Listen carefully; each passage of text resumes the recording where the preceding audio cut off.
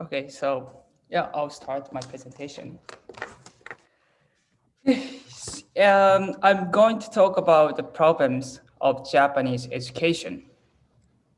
So yeah, let me begin with the purpose of education first.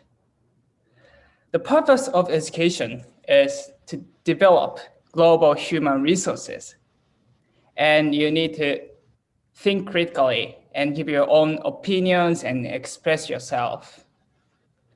And I'll call these abilities global power from now on. However, can we really achieve this power by Japanese education now?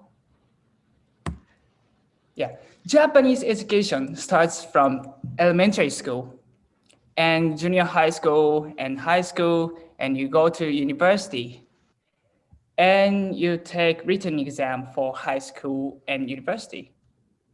That's what many people, most of us do in terms of, you know, uh, education. Yeah, so, however, some process in this flow makes people have no global power. In junior high school in Japan, junior high school students have a goal, and the goal is to enter high school. And high school students have a goal, and that's also to enter university. And they take just written exam and study hard for that.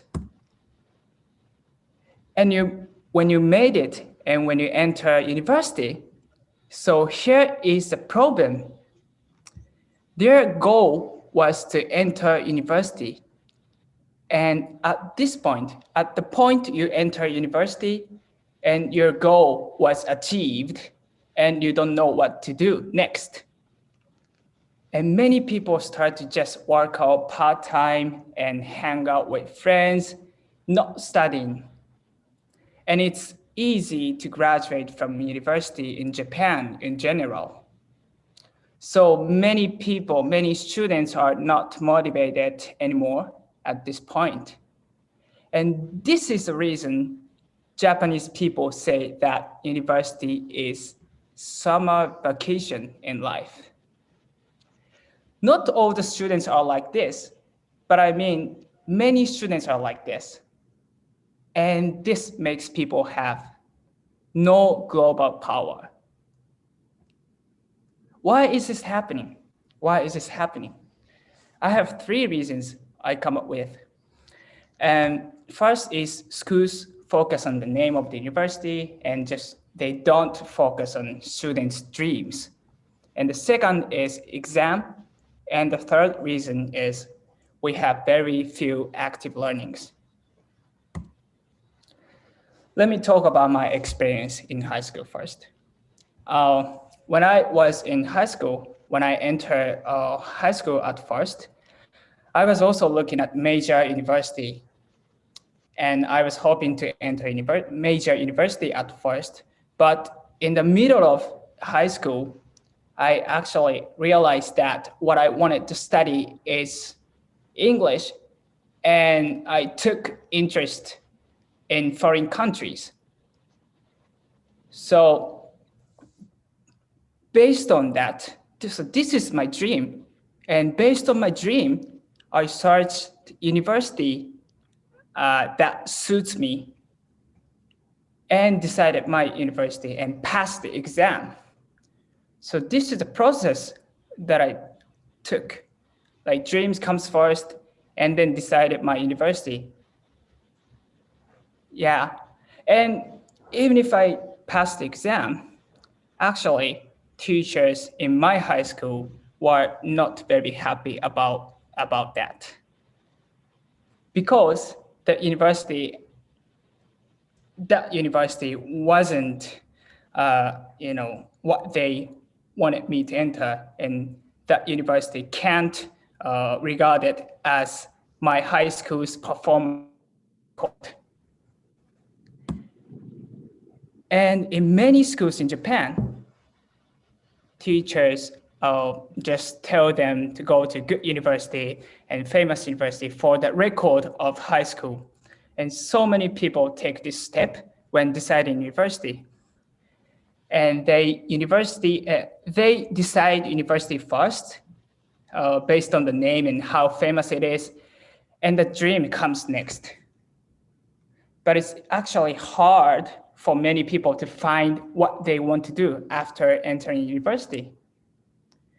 I wouldn't say it's bad, but sometimes good for some people, like this process is. However, what I want to say is the process of like dreams comes first, and you decide a university based on dream. This order should be encouraged more.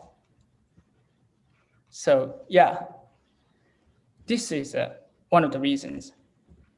And the second is exam, especially English exam. They focus on grammar too much. And as a result, they're afraid of making mistakes and cannot speak and express in English. This is one of the examples of the English exam that some difficult university introduce.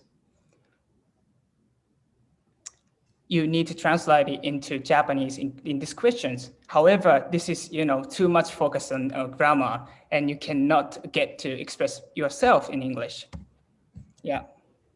So this is one of the problem. Yeah. And the last problem is we have very few active learnings. Like I'm also talk about my experience. When I went to foreign country as an exchange student, they have a lot of discussions and presentations in the lecture. But on the other hand, in Japan, we don't have that much, we don't have a lot of discussions and presentations. And all students have to do is just listen to the lecture.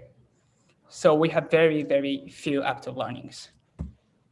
That's why we have no global power. So in summary, we're just looking at the major schools and they've been studying without dreams and just study for written exams, plus no active learning. So that leads to no global power. I think this is a huge problem in Japan right now. But in the future, global human resources will be needed more. And you need to think critically and give your own opinions and express yourself. So this is the solutions I came up with. Like we can use international cooperation, and my suggestion is like schools should have more like online meetings with more people from different countries. And by doing this, we could also give them more options to enter foreign universities. But how would you solve this problem? And how about the education in where you're from? Thank you.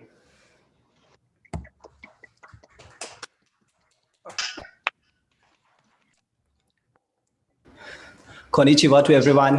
Hello, namaste. Konnichiwa. Okay, so my question, there is no question, but there is something I would love to agree upon with you here, is that when you talked about augmented studies as in you was in Japan, you were studying, you're having your normal classes, but when you went to the university where you saw a lot of presentations that helped you to memorize and learn more.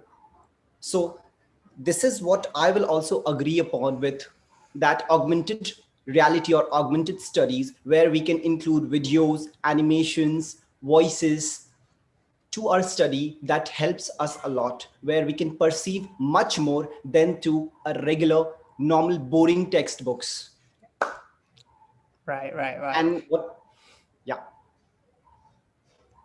So I want to ask you what kind of education do you have in India?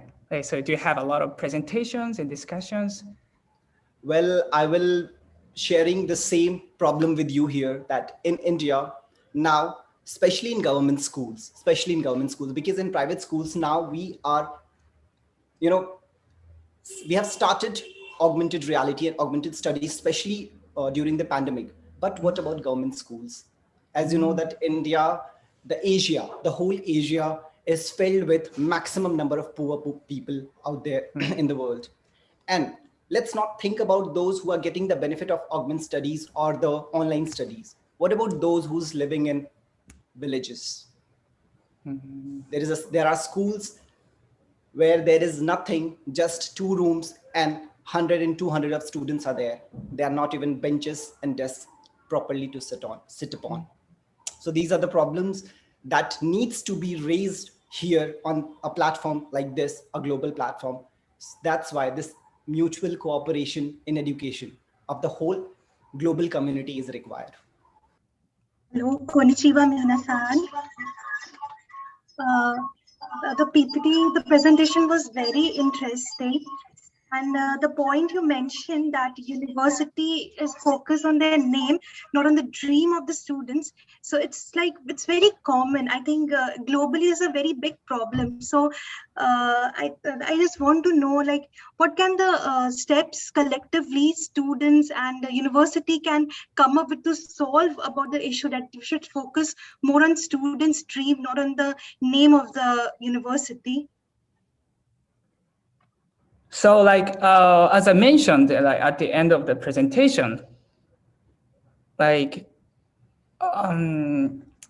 we have very few options. So like in Japan, like if you cannot go to good university, then you cannot hire by a company, like a good company. Like this is like social custom, right?